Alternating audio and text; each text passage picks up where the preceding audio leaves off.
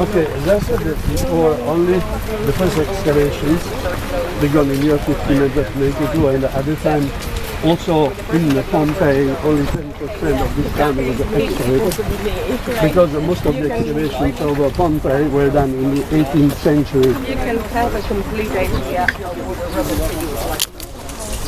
This is the tour of Pompeii.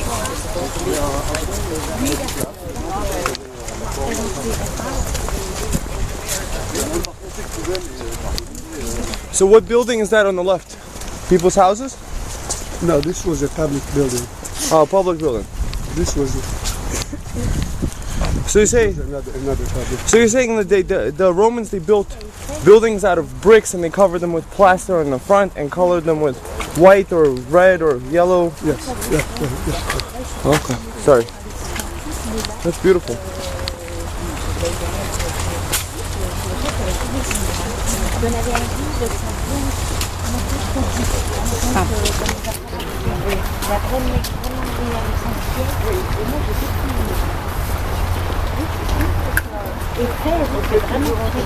I'm in Pompeii, this is so exciting.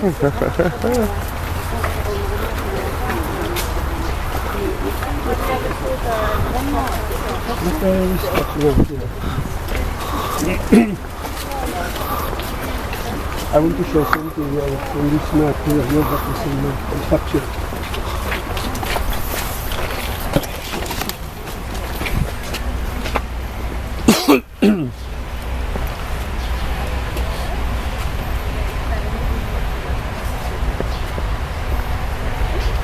Okay,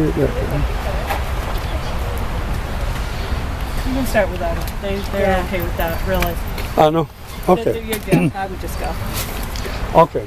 Okay, now the reason why I stopped here, I want to show. So you got. I gave you the same map. The only difference that this one is smaller than yours.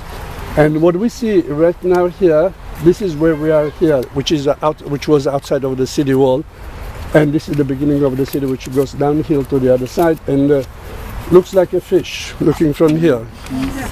And this, which looks like the eye of the fish, was the amphitheater, which was for 25,000 people. And on the left of the amphitheater, this big area, this was the big gym, which is, this one is 6 times bigger than the one I'm going to show you here at the entrance. Here, there is another one here. Now, the size of the city, we have to talk about 115 acres, surrounded by city wall with a perimeter over 2 miles. But the reason why I stopped here, because here there is a very interesting picture.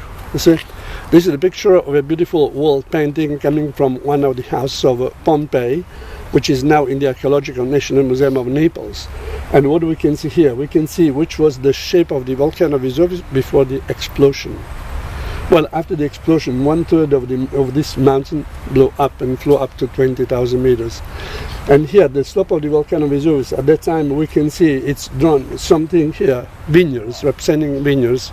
And on the left of those vineyards, we can see Bacchus was the god of the wine. And anytime you see a serpent like this one here, was symbolizing the serpent Agatha Demone, symbolizing at the time the protector of the nature and symbol of the medicine still today. But we should know something very interesting, that 18 years ago the archaeologists, they found that the seeds of that grape, now they are reproducing the same wine, the Lacrima Christi, which is a very good wine, Tear of Christ. This is the translation of that type of grape. Lacrima Christi, and 5 years ago we have had the first production. And with the first production, the first bottle went to the President of the Republic. Okay, now we can step back to the other side. Be careful all the time, because there are things I want to show you down here.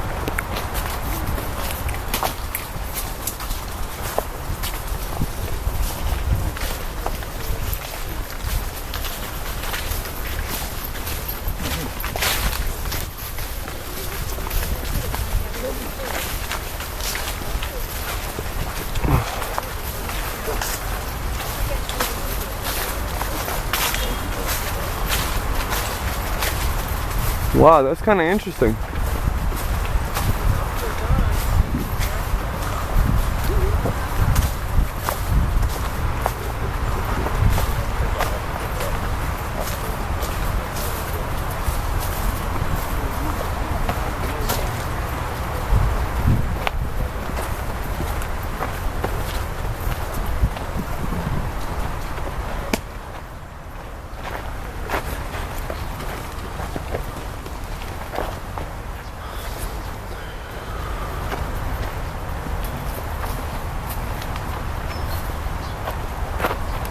Okay, now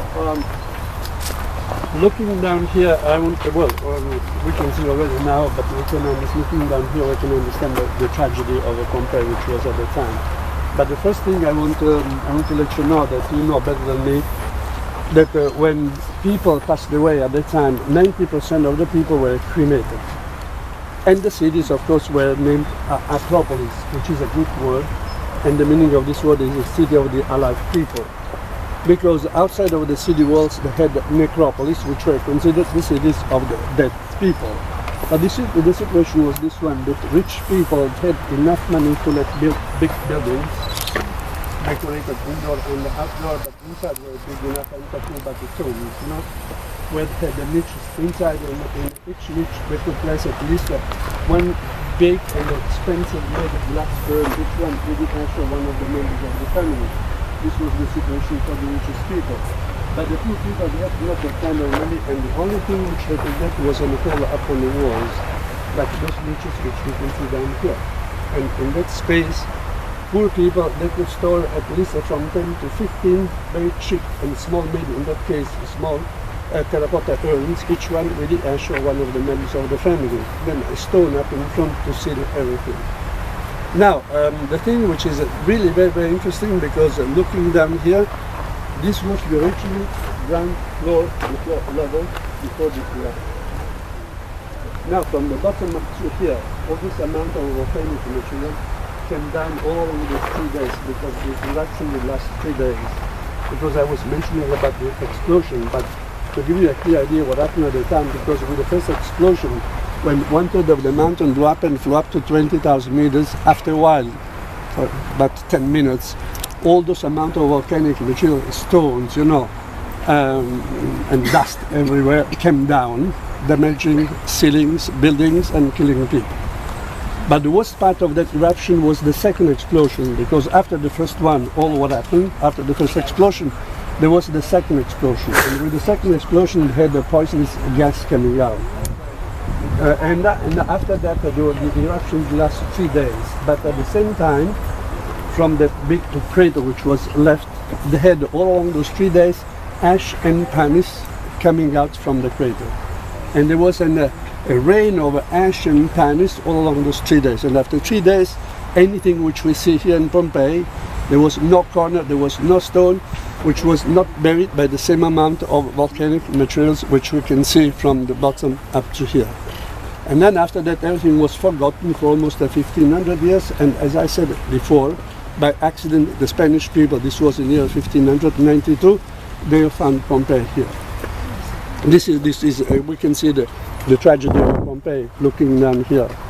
Okay, this was the original floor level of the time. See? Now, to get an idea, anything you see in Pompeii walking around in this town was covered by the same amount of volcanic material. Is this a city wall? This? This is not a city wall? This was the end of the city. Yes. The city wall? Yeah. Oh, okay. So they built... It was a natural made. So they took the natural wall and they put caskets in there, pretty much. The urns. Interesting.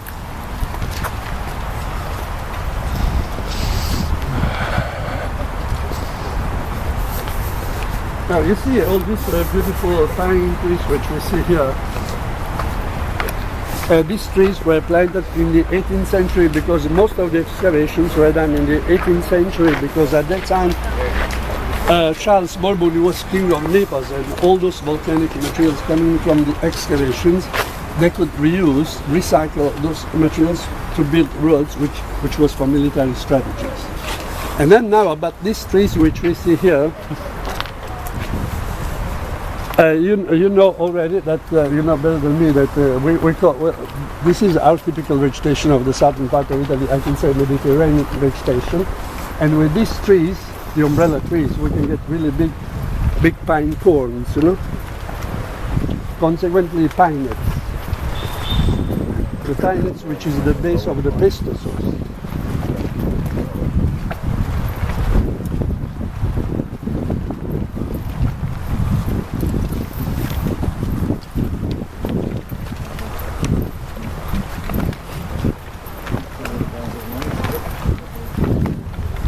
So was this a rich city?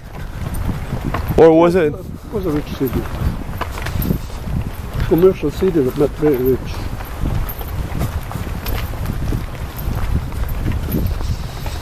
It smells really good here.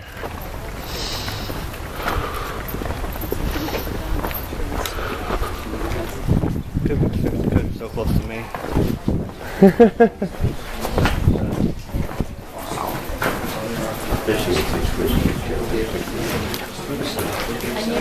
Okay, we look to the right here.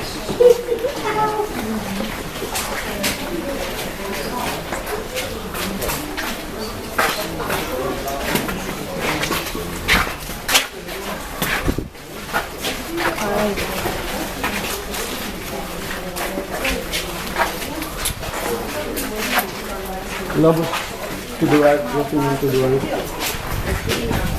Okay, now right in front we can see the volcano reserve, the whole southeast trees, and the distance in between the volcano reserve and us is over 7 miles. Now, when we see in front, we're looking at where people are staying, where this one is the big theater. The big theater was for 2,000 people, and this is an entering big theater, another one which is smaller than this one. This one was for 2,000 people, and this was for comedies and tragedies. There's a smaller one which was for 800 people, and the smaller one was for singing, telling stories, or poetry. This is the difference. Now, the architecture of both theaters, the first one which we can see here, you see this section which we see on the left, where we see poles going up to those big blocks. This was the architecture from left to the right. And this was the situation. The reason why, because in emergency, in the summertime and the wintertime, they could cover the theater with an economy. And this one, as I said, was for comedies and tragedies. The other one, the small one, which is original, everything which we can see, the smaller one is original because this one was redone 5 years ago. You see the new steps, you see? You know, we can tell it's all new, all even. Now the small one, as I said, was for 800 people, was covered. Had to be closed in because the small one, the acoustic had to be much better in the small one because the small one was for singing, telling stories, or poetry. Now, those rooms which we see right in front, which was the backstage of the theater, in those rooms, the archaeologists, during the excavations, they found many allegorical conventional masks which were used by the actors. Because actors at the time were acting with a mask up in front of the face, you know, holding the mask by the candle. Now, we know the situation today is very common to everybody, that the movie stars, actors, they make a good money, they are very famous, but at the time the situation was not exactly the same. You know? But you know, at the same time, the best and the most famous gladiators at the time were, some of them were free people. And those gladiators which were free people, they had the right to live all over here because this one was another gym. You remember when I was pointing out that gym, I said that one is 6 times bigger than this one. This was another gym. And the reason we have this gym here, because those free gladiators living all over here, in each single room there was a gladiator living, they could exercise privately in here. Because the other gladiators, they had to use the gym which is near the entry theater. Okay, let's go to see the smaller theater. This way here. Did you look in there? Yes, I did.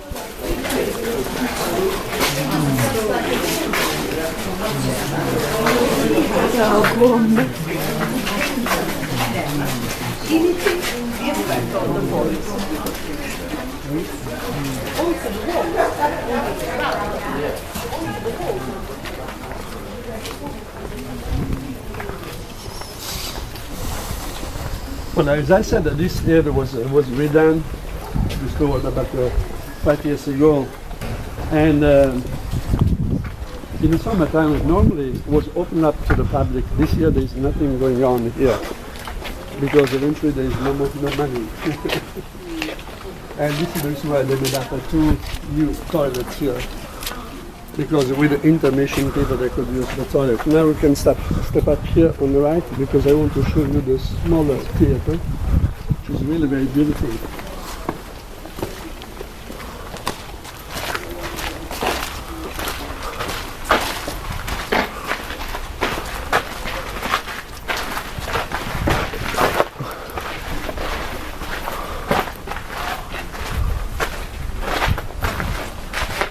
So, did archaeologists painstakingly chip all the lava off these walls and just... There was no lava here, only ash and pumice. Very loose, you know?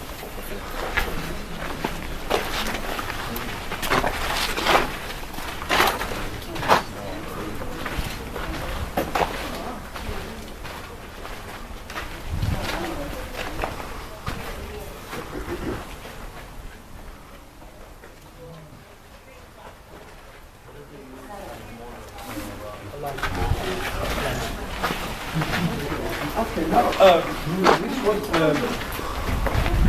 the smaller theater, and everything which we see here is original. Nothing has been redone here.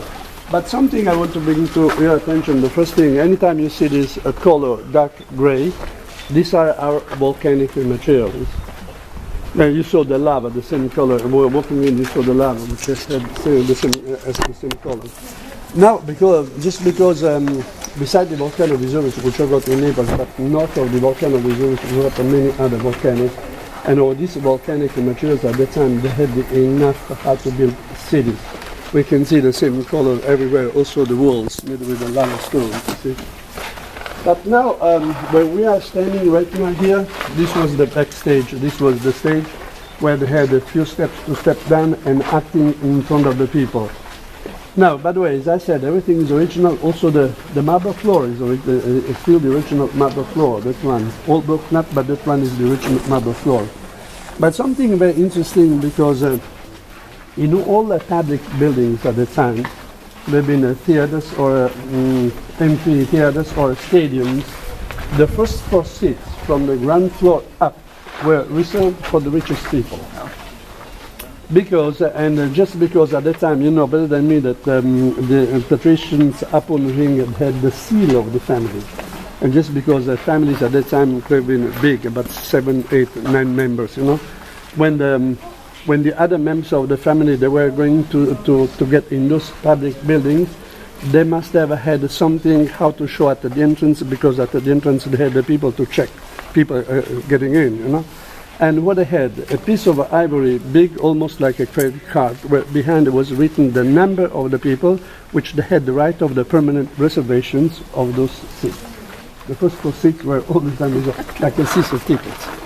But something more I want to show you before leaving the little space here, because if you pay attention to the brick, because we got the lava and bricks, you see, this was not a design. This was not made for a design, because you were asking something before. It was not made for a design, but to build a very strong support for the wooden beams, because there was a plaster on each. There was no one wall without plaster, so it was not a design.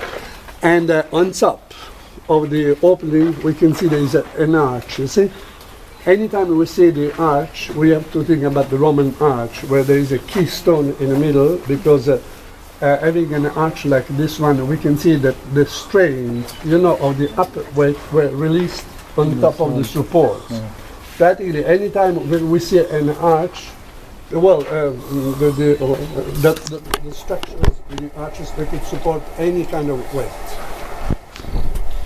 The wooden beams above these doorways here, have those been replaced?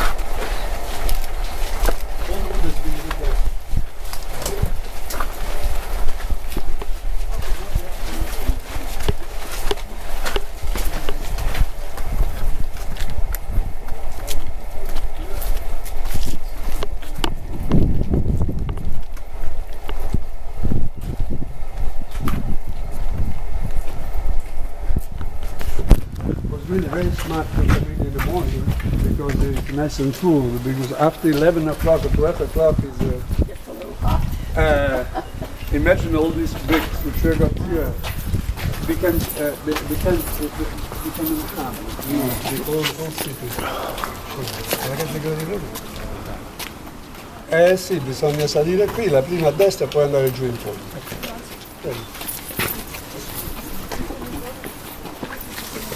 Okay, now something I want to show you. You see those blocks which we can see in the middle of the street. The situation in Pompeii, you will see many of those. Also down here, we've got many others. You see, those were stepping stones.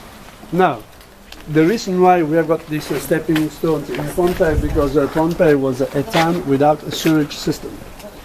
There was not a sewage system here in Pompeii, but not because they didn't know how to do it, because they couldn't do it here. Because the other town, Herculaneum, the town which was buried by the mud, in that town there is a very efficient sewage system all over the city, most of the time better than in Naples. But just because Pompeii was built on top of that lava, I was pointing out to you, walking in, like in the middle of these blocks which were on the street, were all exactly the same lava. It means at that time they were trying to do something about the sewage system. But working, digging down, after a while they had to stop working because it was really too much, too tough to work the lava. And at that point they had to come up with an idea. And the idea was very simple. In each single house there was a septic tank. Like today we are still using the same thing in the country, you know, but the only difference that today we can use trucks pumping out everything. At that time it's slaves that you clean up once in a while those septic tanks or cesspools if you want. No, but the problem until now, I mean, the hygiene was okay, was acceptable, but the problem was in winter time. Why in the winter time? Because in the winter time with a heavy rain, you know, without sewage system, the water had nowhere to go and had all the time high water, almost rivers, and the water was capable to get anything with. And this is the reason why of that idea, because with those blocks in the middle of the street, those blocks became stepping stones. People they could cross very easy from one sidewalk to another, stepping on those stones. And then we got also spaces in between it because everything was calculated for the traffic. And they had the cart and the chariots, of course, with the 2 wheels very high and 2 animals. 2 wheels and 2 animals, they could get through those stones very easily. But there is another situation that we should know. And this was according to their judgment. When the street was going too much downhill, like this one here, they could get another problem. They could break the wheels of the chariots against those blocks very easy. Well, to avoid this problem, they had to create some tracks, I mean grooves in between those stones, where to guide the wheels through. And now you can see, we can see here, because at the beginning it was very small, now with the time, you know. And this was one situation. There's something more I want to show right now in front here. We can see all these marble plaques which we see here, those are not originals. Those were put by the archaeologists, and this was in the 18th century because most of the excavations were done at that time. And at that time, to organize the excavations, the first thing which they had to do, they had to split up the city in sections. Now, the first word which we can read here, which number 1, the meaning is a section, number 1. And after that, each section had so many blocks. And the second word we can read, insula number 2, the meaning is a block number 2. And after that, each block was numbered with the Arabic numbers, as we can see all over here, to book everything, to keep records of the excavations. But now, come this way because I want to show you something. Instead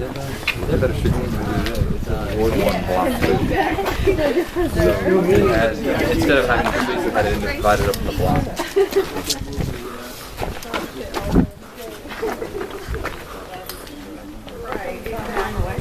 Oh, no, it's okay. Okay, now I want to show you something, at least you can tell which was which passing by, because anytime you see a groove at the entrance, that one was a store, because the stores at the time already at the time had wood sliding doors. But anytime you see another situation, a very smooth marble floor at the entrance, could have been lava blocks, but very smooth. That one was a typical entrance of a house. Well, in this case, this was we call a thermopolium. This was a wine bar. A wine bar, this was the counter bar, you see, where they kept drinks. The drinks were made with the wine all the time. And those which don't look like the steps, those were steps where to put food and drinks on display. And there was a special drink at the time, something which we are still using today, but in Spain, the sangria. This sangria was a Roman specialty. Yes, because in one of those terracotta jars they kept fresh fruit with alcohol and syrup. Now this was one operation which we call thermopolium. It was a wine bar where people could get cold snacks. There was another operation which we call caupona. Which is the difference? It's not the difference was not very big. but very interesting because the counter. First of all, the store was bigger inside, and also the counter was longer. And at the end of the counter, there was a space where there was a stove where they could prepare also hot food. Could have been chicken, meat, or fish. This is different. Like one of our dinners. Oh, careful. Okay, we will